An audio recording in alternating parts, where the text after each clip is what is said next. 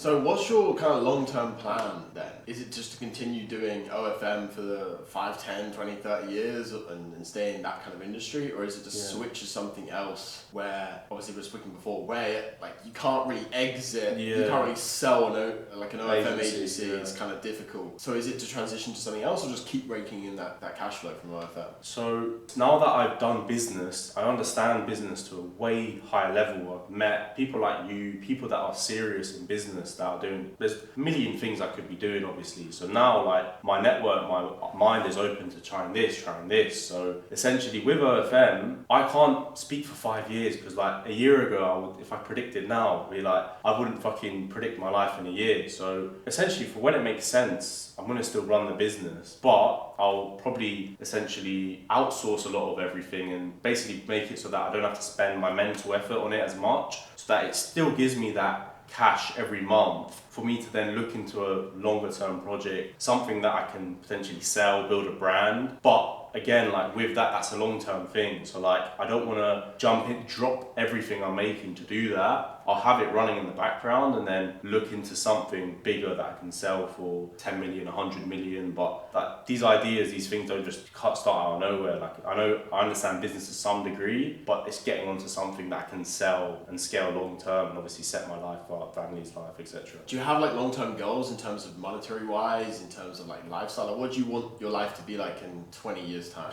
Yes, everyone like loves to say, oh yeah, I want this, but like to me it's like, yeah, I could say it doesn't like, it won't actually mean anything. Essentially, like I know to some degree what I want, but I like to focus more on like 3 months, 6 months, a year, and kind of focus on the now. Like, what can I do today? So like in 5 years' time, I literally couldn't tell you because something could happen. Like opportunities could fall on my lap. And like, okay, let's go all in on this. Or like it's kind of like in a year from now, I want to be at a certain point. And essentially, in terms of my goal, I've achieved a lot of things that I've really wanted to do. Like at 16, I had a vision board of like a floor-to-ceiling window apartment, a Rolex, a supercar, a few watches, like a amount that to make a month. I had that all, and literally I checked that a few weeks ago, and I ticked everything off. Now I was like, and I didn't obviously know because I wasn't like, oh my goals.